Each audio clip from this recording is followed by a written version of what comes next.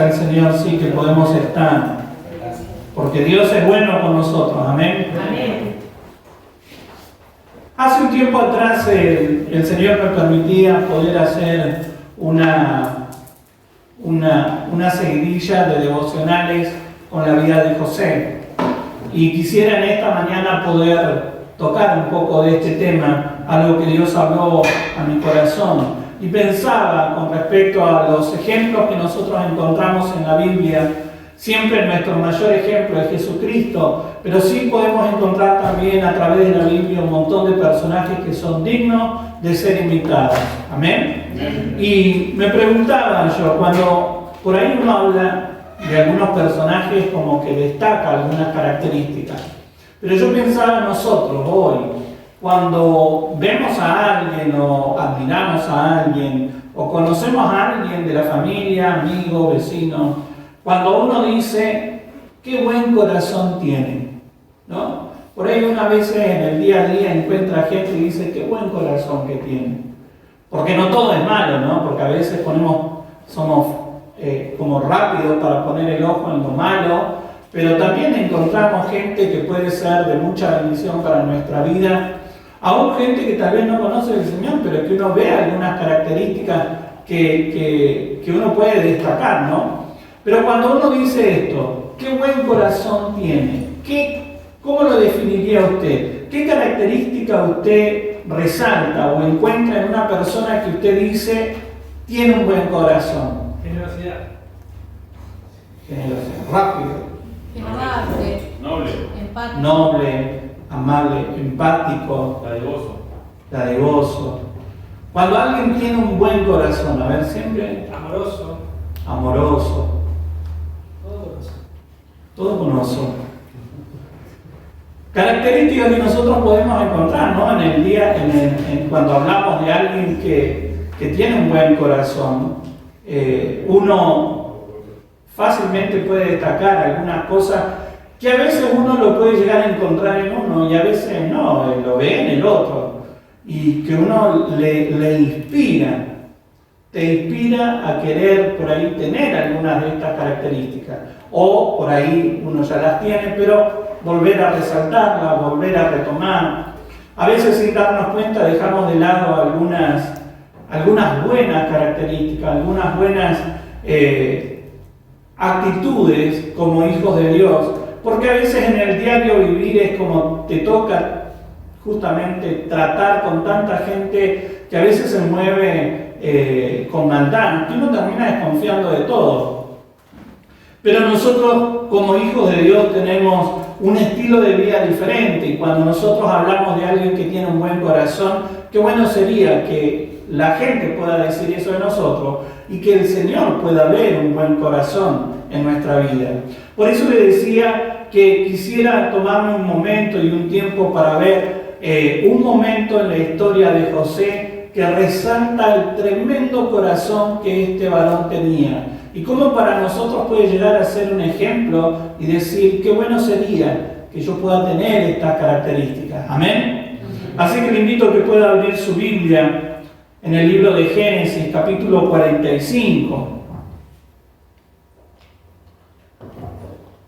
Génesis 45, del 1 al 10. Amén. ¿Lo encontró? Amén. Génesis 45, del 1 al 10, leemos uno cada uno. Dice, José ya no pudo controlarse delante de sus servidores, así que ordenó que salgan todos de mi presencia, y ninguno de ellos quedó con él cuando se dio a conocer a sus hermanos. Entonces perdió el control y se echó a llorar. Lloraba con tanta fuerza que los egipcios podían oírlo, y la noticia pronto llegó hasta el palacio de Faraón. Soy José, dijo a sus hermanos. ¿Vive mi padre todavía? Pero sus hermanos se quedaron mudos. Estaban atónitos al darse cuenta de que tenían a José frente a ellos. No obstante, José insistió, acérquense. Cuando ellos se acercaron, él añadió, yo soy José, el hermano de ustedes a quien vendieron a Egipto. Pero ahora, por favor, no se aflija, mas ni se reproche el haberme vendido, pues en realidad fue Dios quien me mandó delante de ustedes para salvar vida. Desde hace 2 años, la región está sufriendo de hambre y todavía faltan 5 años más en que no habrá siembra ni cosecha. No habrá siembras ni cosechas. Dios me hizo llegar antes que ustedes para salvarles la vida a ustedes y a sus familias y preservar la vida de muchos más. Por lo tanto, fue Dios quien me envió a este lugar, y no ustedes. Y fue Él quien me hizo consejero del faraón, administrador de todo su palacio y gobernador de todo Egipto. Vamos, apúrense, vuelvan a la casa de mi padre y díganle, así dice tu hijo José, Dios me ha hecho gobernador de todo Egipto. Ven a verme, no te demores. Vivirás en la región de Gosén, cerca de mí, con tus hijos y tus nietos, y con tus ovejas, y vacas, y todas tus posesiones. Amén. Fíjense cómo acá nosotros estamos entrando a un momento crucial en la vida de José. Por ahí, por regla general, el que ha leído alguna vez un poco la Biblia conoce de la historia de José, todo lo que vivió, lo que pasó.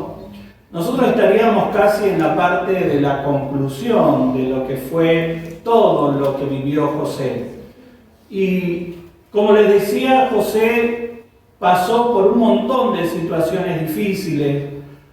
Arrancó, digamos, como con esta especie de desprecio de sus hermanos. ¿Por qué? Porque hacían lo malo. Y entonces él iba y le contaba a su papá. Los hermanos siempre es como que lo vieron como el favorito de su papá, por eso también lo despreciaban. De por medio estuvieron los sueños que él tuvo cuando todavía no se fue de la tierra de su familia.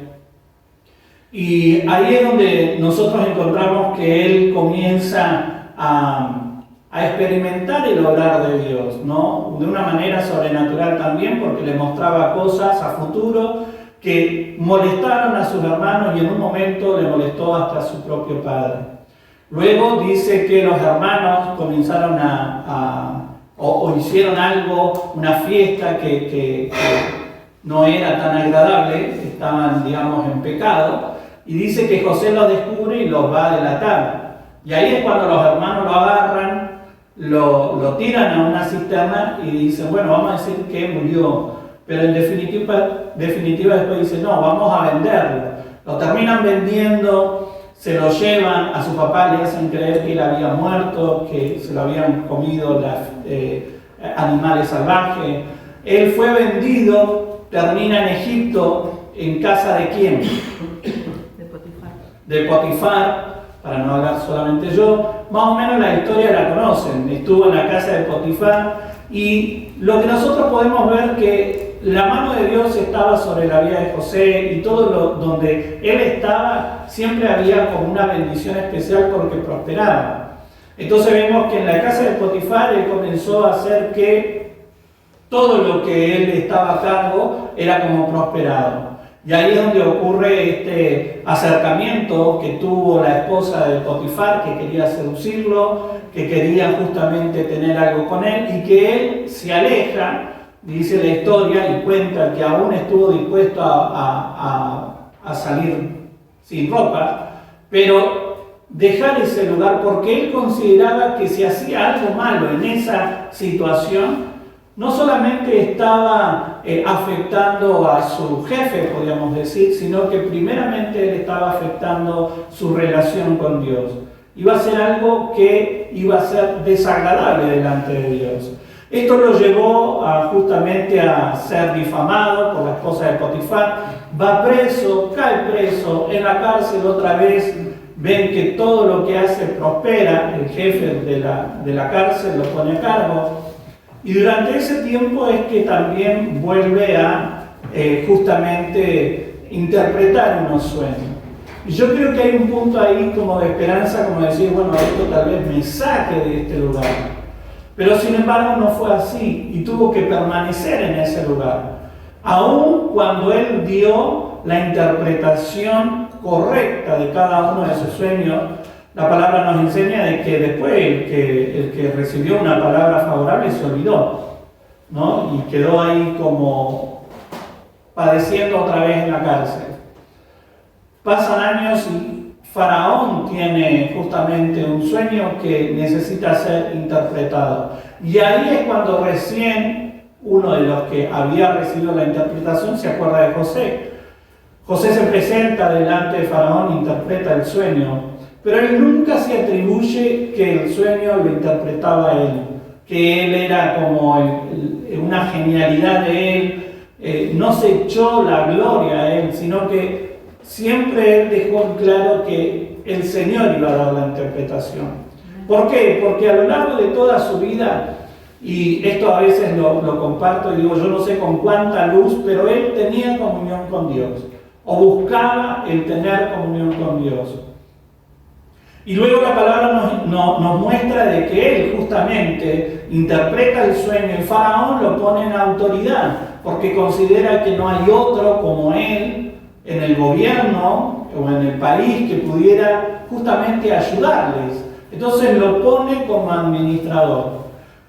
Primero ese sueño interpretaba que iba a haber un tiempo de prosperidad, pero luego un tiempo de escasez. Y en el tiempo de escasez, ahí es donde ocurre que los familiares se acercan para justamente conseguir comida. Y ahí es donde José reconoce a sus propios hermanos. Luego nosotros encontramos en la historia de José una especie de forma de proceder de José para con sus hermanos, más que nada porque él quería conocer qué había en el corazón. ¿Qué había en el corazón de sus hermanos? Si se habían arrepentido o no se habían arrepentido. Para esto los hermanos no lo reconocieron. Por eso nosotros acá encontramos en este capítulo justamente cuando él se da a conocer a sus hermanos, ¿no? Y qué tremendo, hermano, como le decía, a lo largo de la historia de José nosotros podemos sacar tantas enseñanzas y ver en él tantas características que son dignas de ser imitadas. Y cuando yo veía este pasaje, lo primero que Dios hablaba en mi corazón es que podemos tener justamente un corazón como el de José, un corazón que fue perdonador.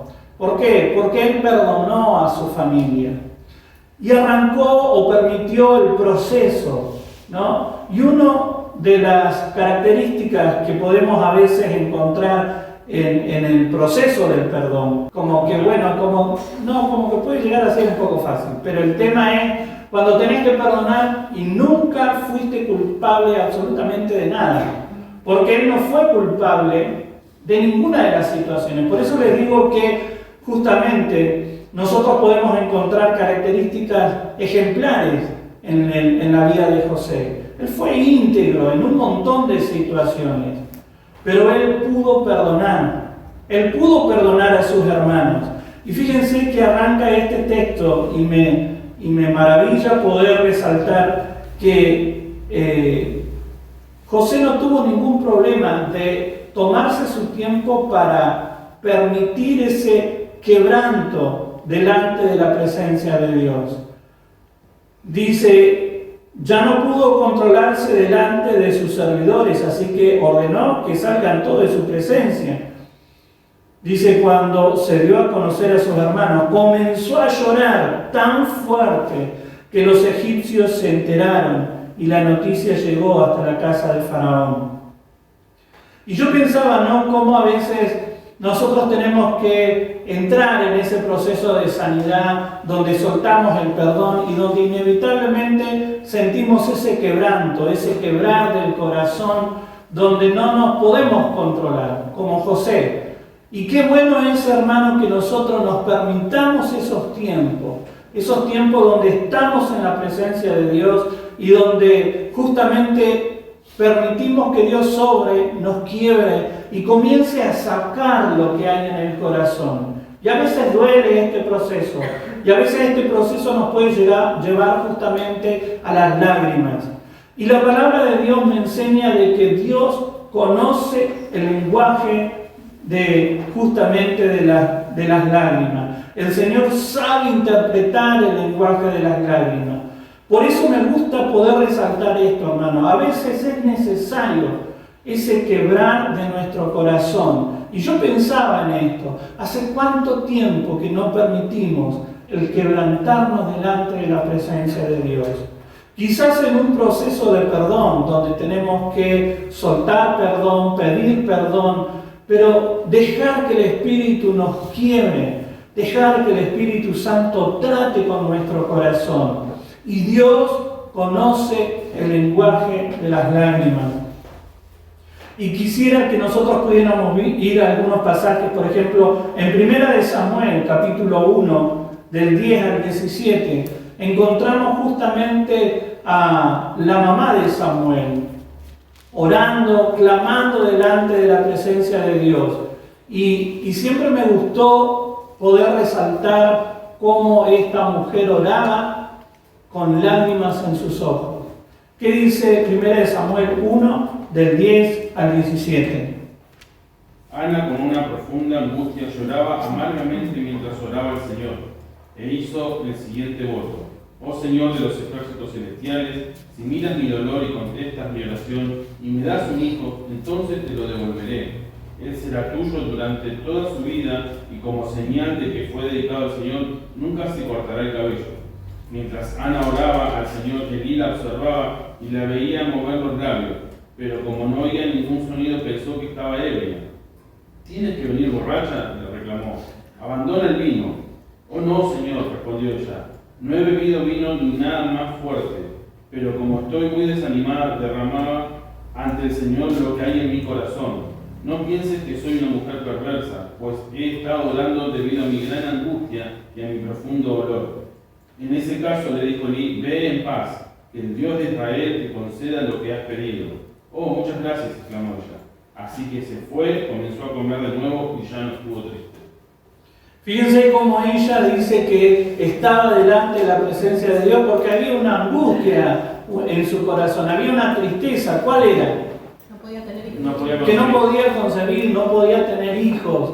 Y ella anhelaba esto, ella lo deseaba.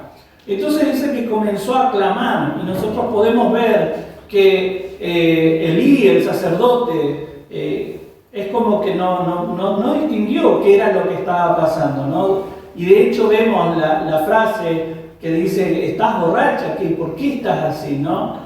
Y la realidad, bueno, es que a veces cuando nosotros experimentamos un quebranto delante de la presencia de Dios, un quebranto genuino, un quebranto que nos ayuda a sacar lo que hay en el corazón y dejarlo en la presencia de Dios, quizás algunos que se encuentren a nuestro alrededor no lo van a comprender, no lo van a poder entender, pero qué importante que yo tenga justamente esa soltura en el corazón, ¿no? El poder derramar, dice. Ella derramaba su corazón delante de la presencia de Dios. Y dice que era como una oración sin palabras. Ella estaba orando, pero era tan profunda su angustia, era tan profundo su dolor, su proceso, que ella lloraba y movía los labios, ¿no? Esa oración en silencio, o esa oración que sale tan unida a las lágrimas que casi se te cierra la garganta. Y esto es lo que está expresando, y esto es también lo que vivió José. Por eso la palabra de Dios me muestra a mí que el Señor interpreta claramente el lenguaje de las lágrimas. Y qué importante es, hermano, que nosotros podamos tomarnos estos tiempos para dejar justamente nuestro corazón derramado delante de la presencia de Dios. A veces corremos de un lugar a otro, hacemos tiempo para un montón de cosas, pero no hacemos tiempo para estar ahí, derramando nuestro corazón, diciéndole: Señor, acá estoy, esto es lo que me pasa, así me encuentro, así es mi lucha, y yo quiero derramar mi corazón. Mateo capítulo 5, versículo 4, ¿qué dice? Mateo 5, 4. Bienaventurados los que lloran o los enlutados, porque ellos recibirán consolación. La palabra nos habla de que nosotros somos bienaventurados cuando aprendemos a derramar nuestro corazón delante de la presencia de Dios. ¿Por qué? Porque Dios conoce nuestro corazón y sabe interpretar el lenguaje de las lágrimas. Por eso Él viene a consolarnos. Él viene a consolarnos. Él viene a estar con nosotros, a poder apoyarnos, ayudarnos. A veces necesitamos el abrazo, hermano. ¿Hace cuánto tiempo que usted no experimenta un abrazo de parte de Dios? Tal vez usted diga, la verdad que nunca lo sentí. ¿Sabe que Dios le puede abrazar? ¿Por qué? Porque a veces lo necesitamos. Necesitamos ese abrazo, esa expresión de cariño que nos ayuda a sanar el corazón. Y fíjese lo que dice Eclesiastés, capítulo 7, versículo 3. Me gustó la versión Biblia al día, que dice: más vale llorar que reír, pues entristece el rostro, pero le hace bien al corazón. La palabra de Dios nos enseña de que nosotros justamente podemos aprender a experimentar el proceso en el Señor que nos ayuda a sanar nuestro corazón. Y saben que a veces encontrar gente con quien reír es fácil, pero gente que te sepa entender en el momento en que estás llorando ya no. ¿Por qué? Porque algunos, qué mala onda. No, te arruina el momento. Pero la verdad es que hay veces que nosotros necesitamos encontrar personas con las que podemos compartir, o si no las encontramos, poder estar delante de la presencia de Dios y derramar nuestro corazón a través de las lágrimas. Y me gusta el versículo 4 del capítulo 45, justamente de Génesis que leímos. No obstante, José insistió: acérquense. Cuando ellos se acercaron a él, añadió: yo soy José. ¿Saben que cuando uno tiene algo contra alguien, no tiene muchas ganas de estar cerca? Y es natural, porque hay cosas en el corazón.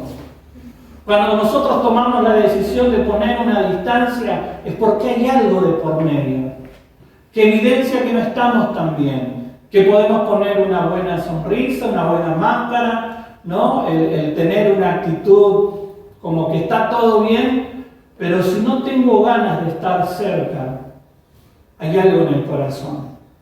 Pero la palabra me enseña de que José pudo tener un corazón perdonador porque primero derramó su corazón.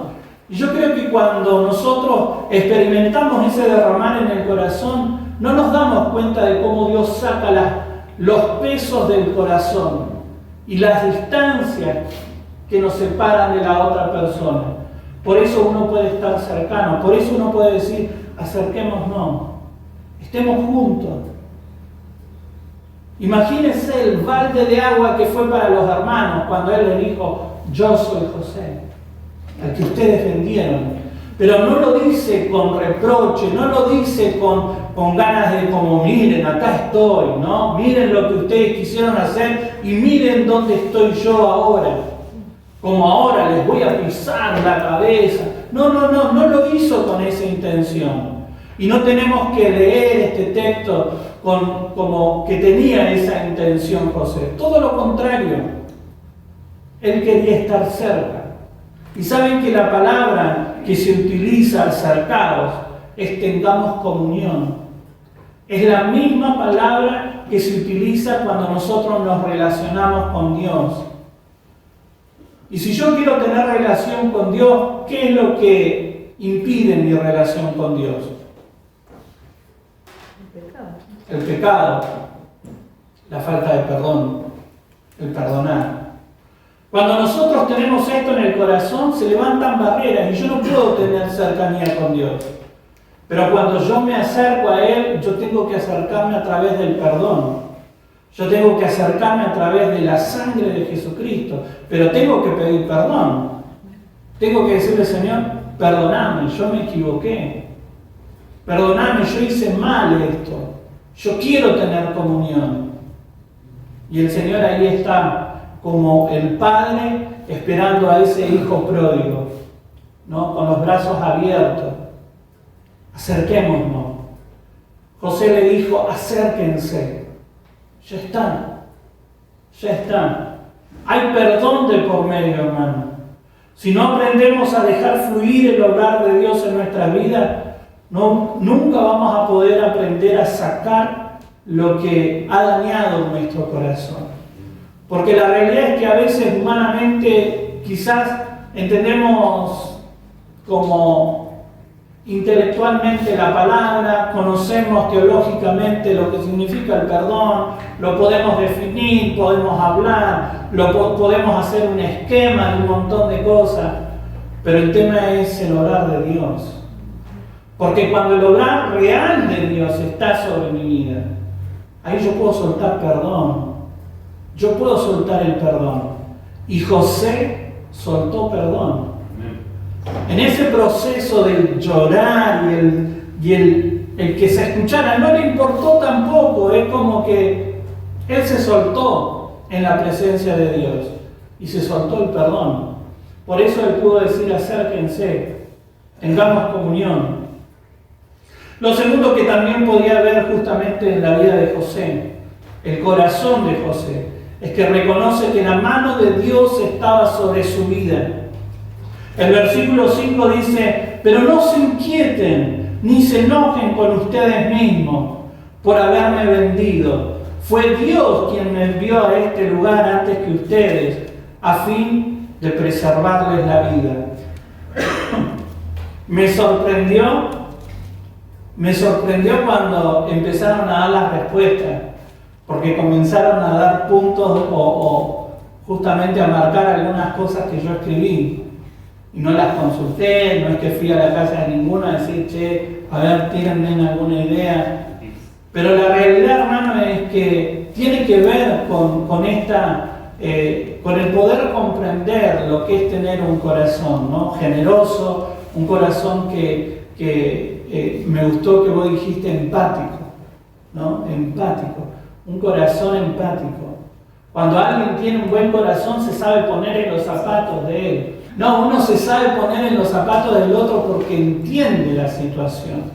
Y hay veces que no queremos ponernos en los zapatos del otro porque quiero exigir mi derecho. Yo quiero que entiendan que me hicieron mal, que están mal las cosas. Pero no puedo ponerme en el zapato del otro. No quiero. A veces no es que no podemos, es que no queremos. Pero justamente fíjense que él pudo ser empático porque dice, no se pongan mal ustedes. No se pongan ustedes mal. Y él había sido dañado. A él lo habían vendido.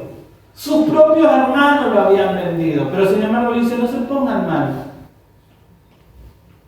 Trató de ponerse aún en el lugar del otro, cuando él era, podríamos decir entre comillas, la víctima de todo un tipo de situación que vivió y de tantas situaciones que padeció. Pero sin embargo, él pudo comprender, dice, fue Dios quien me envió. Y qué tremendo, hermano, cuando nosotros podemos tener esta capacidad de ver la mano de Dios sobre nuestra vida. Qué tremendo es poder ver que es Dios el que nos trajo, Dios es el que nos ayudó, Dios es el que permitió algunas situaciones. Porque José vivió un montón de situaciones adversas. Y a este momento, él pudo sacar la conclusión, fue Dios. ¿Por qué hoy estamos acá? Porque fue Dios. ¿Por qué hoy nosotros estamos acá? Porque Dios nos ayudó. El Señor nos ayudó. Y sabe que después, si ustedes leen versículos más, dice, fue Dios quien me hizo llegar. Y luego, fue Dios quien me envió. En 2 o 3 versículos utiliza casi la misma frase, fue el Señor. El Señor fue delante, el Señor me trajo hasta acá. No fueron ustedes que me vendieron. No fue que fui a la cárcel porque Dios me abandonó. No es que Dios se olvidó de mí. No es que yo tenía la culpa de un montón de situaciones y fueron la consecuencia. No, fue Dios. Fue el Señor el que me trajo a este tiempo y a este lugar. Y Él pudo comprender esto, hermano. Fue el Señor. Y qué bueno es y qué bueno sería que pudiéramos comprender esto. Que cada una de las situaciones que nos toca vivir no siempre tiene que ver con consecuencias de pecado, sino que a veces es el proceso y es el trato de Dios. Me maravilla cómo José pudo llegar a esa tremenda conclusión. Fue el Señor que trató con mi vida. Pero para eso hay que pasar tiempo o poder permitir ese soltar delante de la presencia del Señor, orando, buscando su rostro. Y ahí es donde se nos abre el entendimiento, hermano. Ahí es donde ocurren un montón de cosas que no tienen explicación. Ahí es cuando lo comprendo. Él reconocía que era la mano de Dios. Y ¿saben qué? La palabra también me enseña que hubieron otros personajes que comprendieron que fue la mano de Dios. Que lo que estaban viviendo y que lo que estaba aconteciendo en sus vidas, aún como respuesta y favor, no era el logro de ellos. Porque a veces podemos llegar a decir, no, yo no sé si José hubiera sido argentino, hubiera tenido esta actitud. Tal vez, mire muchacho, yo llegué acá porque bueno, la genialidad me llevó a este lugar. Porque nosotros somos como de considerarnos como que estamos más altos que todo. Y hay algunos que lo viven tan real aún en el Señor. No, estoy acá porque bueno, estoy haciendo un favor a Dios. Me estoy congregando porque bueno, viste, yo quiero hacer un aporte. Quiero estar ahí y manifestar que lo bueno que soy ahí, lo bueno que soy en ese lugar. Pero José no tenía esta actitud. Él comprendía que fue la mano de Dios, que Dios lo había ayudado. Fíjese lo que dice Nehemías capítulo 2, del 4 al 8. El rey preguntó, bueno, ¿cómo te puedo ayudar? Después de orar al Dios de los cielos contesté, si al rey le agrada y si está contento conmigo su servidor, envíeme a Judá para reconstruir la ciudad donde están encerrados mis antepasados. El rey, con la reina sentada a su lado, preguntó, ¿cuánto tiempo estarás fuera? ¿Cuándo piensas regresar? Después de decirle cuánto tiempo estaría ausente, el rey accedió a mi petición. Además le dije al rey, si al rey le agrada, permíteme llevar carta dirigida a los gobernadores de la provincia al occidente del río Éufrates, indicándoles que me permitan viajar sin peligro por sus territorios de camino a Judá. Además, le ruego que me dé una carta dirigida a Asaf, el encargado del bosque del rey, con instrucciones para suministrarme madera. La necesitaré para hacer vigas, para las puertas de la fortaleza del templo, para las murallas de la ciudad y para mi propia casa. Entonces el rey me concedió estas peticiones porque la bondadosa mano de Dios estaba sobre mí. Fíjense que Nehemías también reconoció que fue la mano de Dios, la bondadosa mano de Dios estuvo sobre mi vida. Él pudo reconocer que fue la mano de Dios, que no fue justamente una genialidad de él. Que no es que él dijo, bueno, porque si nosotros miramos el contexto, nosotros sabemos que Nehemías, previo a hablar con el rey, ¿qué fue lo que aconteció y qué fue lo que hizo? Oró y ayunó, ¿no? Y a veces nosotros pensamos en que, bueno, no, viste que pasó esto porque yo oré, porque yo ayuné. Estuve haciendo ayuno de 20 días, de 40 días, ¿no? Y a veces pensamos que somos nosotros quienes estamos haciendo, ¿no?, como que la mano de Dios se mueva. Es nuestra genialidad. Somos nosotros que pasamos tanto tiempo que el Señor se está moviendo, ¿no? Es la mano de Dios, es el favor de Dios. Yo no estoy diciendo que, no es, que está mal orar o está mal ayunar, no. Pero a veces tenemos que tener la motivación correcta, porque a veces hasta se nos puede subir los humos, creyendo de que somos nosotros quienes logramos y alcanzamos algunas metas, porque justamente yo estoy orando. ¿Cómo no va a salir bien? si yo estuve orando, yo estuve ayunando, no, fue la mano de Dios. No se atribuyó mérito ni José ni Nehemías. No es que ellos dijeran, porque nosotros somos geniales, porque yo hice esto y aquello. No, fue la mano de Dios. Fue la mano del Señor. No se atribuyeron ningún mérito. Y si usted lee un poco más de la vida de José, no lo va a encontrar en una actitud de queja. Él nunca se quejó.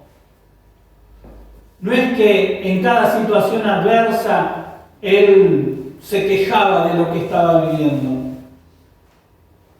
Todo lo contrario, fue una persona paciente, una persona que meditaba, que guardaba el corazón en todas las situaciones. Cuando fue difamado por la esposa de Potifar, él podría haberse justamente defendido y dicho hablar, pero él cayó. No se quejó. No vemos en ninguna situación que le tocó vivir que él se quejara contra Dios, sino todo lo contrario. Y a este momento que nosotros leímos, él reconoció, fue la mano de Dios. Y ¿saben qué, hermanos? Cuando nosotros vamos caminando en el Señor, yo sé que a veces pasamos por diferentes etapas. Y quizás hay algunas etapas donde sí, es natural que nos quejemos, porque somos inmaduros. Pero a medida que vamos avanzando, y es lo que tiene que ocurrir, a medida que vamos avanzando, que vamos creciendo, que vamos caminando, que vamos conociendo, no nos quejamos de lo que ocurre. No nos quejamos de las pruebas y de las situaciones. Sino todo lo contrario. Nosotros reconocemos que es la mano de Dios, que Dios está obrando. Que detrás de cada situación y circunstancia hay una enseñanza para mi vida. Y esto es lo que pudo ir comprendiendo José.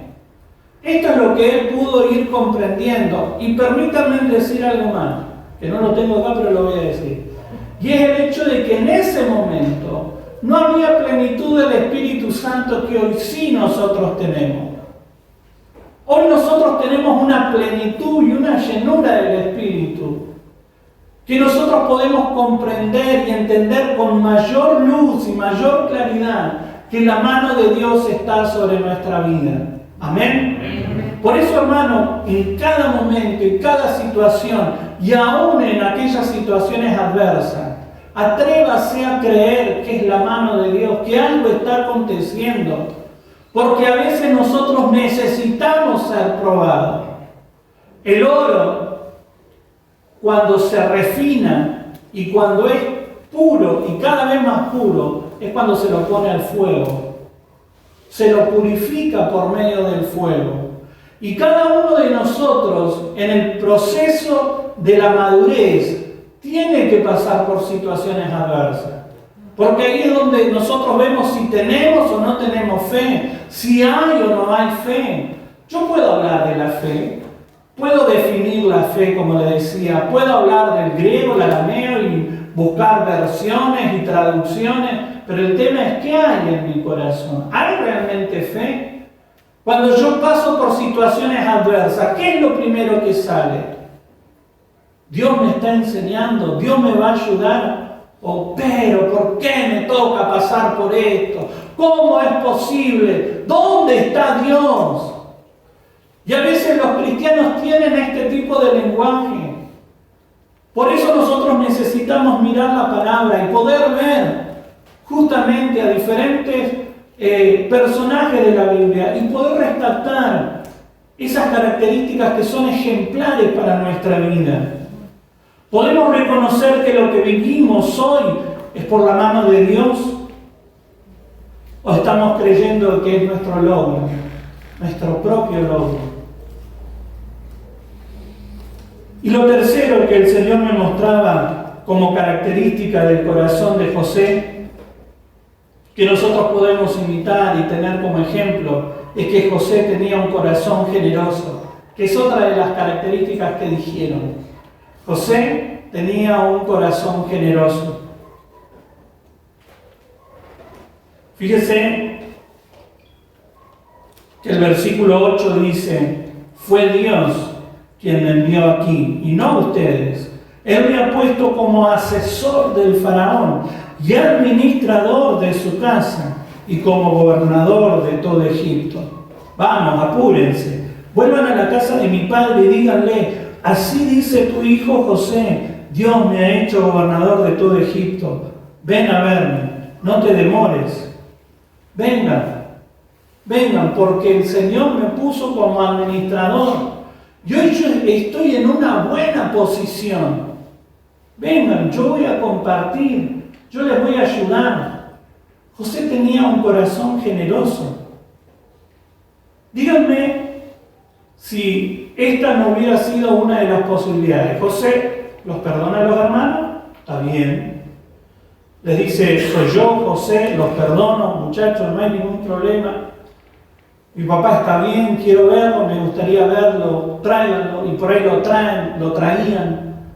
Y después de eso, bueno, listo, comemos un asadito, tomamos algo, y calabaza, cada uno para su casa.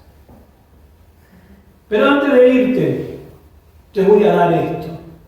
Te voy a dar un regalo, voy a llenar, ¿no es cierto?, como hizo anteriormente, le llenó justamente las bolsas que cargaban con provisiones, porque ellos habían ido a pedir alimento. Pero calabaza, cada uno a su casa. Pero él tuvo un corazón generoso. Él dijo: vengan, yo voy a compartir. Voy a generar un lugar de provisión. Era un corazón generoso. No fue un corazón así como: bueno, te doy esto, pero hasta acá. Te doy esto, no hasta, pero hasta acá. Como limitado, como a regañadiente. Él estaba en una posición y en un lugar de bendición, de prosperidad. Y sabe que él pudo tener un corazón generoso, abierto. Y sabe que a mí me sorprende cómo a veces algunas personas que el Señor ayuda, que el Señor prospera, se olvidan tan fácilmente del Señor. Y cuando digo del Señor, hablo de la obra, de la generosidad al momento de dar, de la generosidad al momento de aportar, de la generosidad de poder ayudar a los hermanos. Se olvidan, ya están, ya lo alcanzaron. Están en un lugar de privilegio, en un lugar de bendición, pero comienzan a cerrar las manos. ¿Sabe qué? La gente que no conoce al Señor hace esto, porque el que tiene siempre quiere tener más, pero siempre va a tener un corazón miserable, siempre va a tener un corazón tacaño, ¿no? Y algunos es como que cuanto más juntan, más quieren juntar. Pero la palabra me muestra que José tenía un corazón generoso, un corazón que puede reconocer que el favor de Dios está sobre su vida. Va a ser siempre generoso, porque no hay temor, porque no va a tener temor de dar. No es que va a tener temor de decir: bueno, yo le doy esto y yo no voy a empobrecer, porque comprende las matemáticas de Dios. Cuando yo tengo un corazón generoso, yo aprendo a conocer las matemáticas de Dios, que cuando yo doy, tengo la mano abierta para que Dios me la llene. Y nunca voy a estar en escasez, porque el Señor ve el corazón del generoso. Fíjese lo que dice Proverbios capítulo 11, versículo 25. El generoso prosperará y el que reanima a otros será reanimado. Amén. Sí, el alma generosa será prosperada, dice la Reina Valera. ¿Tiene otra versión? Dale. El que es generoso prosperará y el que da a otro a sí mismo se enriquece. Amén. ¿Por qué? Porque nosotros no estamos solamente soltando para que nos falte, sino que el Señor se encarga de devolvernos. Es el Señor el que se encarga. Y fíjese lo que dice 2 Corintios, capítulo 9, del 6 al 8. Recuerden lo siguiente: Un agricultor que siembra solo unas cuantas semillas obtendrá una cosecha pequeña, pero el que siembra abundantemente obtendrá una cosecha abundante. Cada uno debe decidir en su corazón cuánto dar, y no den de mala gana ni bajo presión, porque Dios ama a la persona que da con alegría. Y Dios proveerá con generosidad todo lo que necesiten. Entonces, siempre tendrán todo lo necesario y habrá bastante de sobra para compartir con otros. Amén. Fíjense que dice, si nosotros queremos tener una cosecha abundante, no podemos ser escasos. Yo no puedo sembrar solamente 3 granitos de maíz si quiero tener, no sé, un campo, un maizal, un campo lleno. No, son 3 granitos, sembrate escaso. Y cuando nosotros somos escasos, no podemos pretender justamente el cosechar abundantemente. Para eso también uno tiene que ser generoso. Tiene que aprender a tener un corazón generoso. Y fíjense que la palabra dice, tampoco den como, ¿cómo dice esa versión? No sé cómo dice. Por necesidad. Es como que a veces dicen, mirá, pobre pastor. Mirá, pobre el hermano. Me da lástima, le voy a dar. No diga así. Porque no es algo que el Señor respalda. Yo no tengo que dar por lástima. Yo tengo que dar porque tengo un corazón alegre, un corazón generoso, porque quiero bendecir, porque quiero ayudar. Pero si yo lo hago porque me da lástima y me da pena, y no va a haber una retribución de parte del Señor, porque no está la actitud correcta. Y lo que Dios está buscando no son cantidades, porque también a veces nosotros ponemos el énfasis en las cantidades. Dios no ve las cantidades, Dios ve el corazón, siempre va a mirar el corazón. Por eso nosotros tenemos que aprender a tener un corazón generoso. José dijo, vayan a buscar al resto de la familia, vengan, acá hay abundancia, yo les voy a compartir. Él ocupaba un lugar de eminencia. Después de Faraón, era la persona más importante en el país. Por eso, hermanos, a mí me sorprende hoy los tiempos que nos toca vivir. Porque yo he conocido muchos cristianos que tal vez hasta han llegado, mira hermano, pobres, pero muy pobres, y que han clamado y han pedido, oren por mí para que el Señor me ayude, tengo un trabajo, y uno es como que trata de ayudar, y no porque uno está buscando una recompensa, sino por el hecho de encontrar un corazón generoso. Y después que el Señor los bendice, los levanta, los prospera, listo, se olvidan. Se olvidan del Señor, de los hermanos, de la casa de Dios, se olvidan de la obra de Dios. Pero la palabra me muestra otra cosa. José tenía un corazón generoso. Y nosotros tenemos que pedirle al Señor que nos ayude, porque ¿sabe qué, hermano? Si los recursos no se terminan de soltar, es porque no hemos aprendido a tener el corazón lo suficientemente generoso. Porque tal vez hasta nos separe si no tenemos el corazón preparado. ¿Qué pasaría? ¿Qué pasaría si mañana de golpe el Señor hace que alguien te bendiga? Te bendiga abundantemente. Pero ¿qué pasaría en nuestro corazón? Hoy hablar de 1 millón como de pesos es nada casi. Pero si lo ponemos en otra moneda, ¿qué pasaría con nosotros? ¿Seríamos los mismos? ¿Tendríamos el mismo corazón generoso? ¿Actuaríamos de la misma manera? ¿O ya comenzaríamos a tener una actitud diferente? Que el Señor nos ayude, hermano. El objetivo de alcanzar la prosperidad y la abundancia en nuestra vida es poder apuntar a hacer buenas obras, decía el texto. Para que nosotros podamos abundar en las buenas obras. Si el Señor te bendice con abundancia, es para que aportes para las buenas obras, para que yo pueda ayudar, para que yo pueda bendecir, para que sea parte del corazón generoso de Dios en esta tierra. Y para terminar, Gálatas 6:10 dice, por eso, Siempre que podamos, hagamos bien a todos, y especialmente a quienes, A la familia de la fe. a la de la familia de la fe. La verdad, hermano, es que nosotros tenemos que apuntar primeramente a la familia de la fe. Es lo que la palabra nos enseña, porque si no, como decía una vez alguien que predicó, me pesa más la sangre que la sangre de Cristo. Pero la palabra dice, primeramente, hagamos bien a los de la familia de la fe. Recordemos a nuestros hermanos, recordemos la casa de Dios, recordemos la obra de Dios. Recordemos que el Señor apunta a que nosotros podamos ser bendecidos, pero teniendo un corazón generoso, como lo tuvo José, que dijo, vengan, acá hay abundancia. Póngase de pie y vamos a orar y vamos a dar gracias al Señor.